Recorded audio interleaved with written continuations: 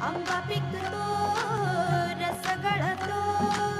कोकणचा राजा बाई गंगा मांडतो सूर्य जळतो उन्ही तळतो तरी कसा मोहरुना फुली फळतो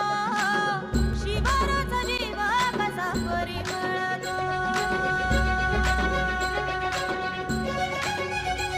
तू झुंजते अशी अशी पैज घे अशी लाख घाव झेलून हे झाड सांगते पाड सांगतो पाय घट्ट रोवून मग स्वागतात येईल घात हे आभाळ सारे तू झुंज दे अशी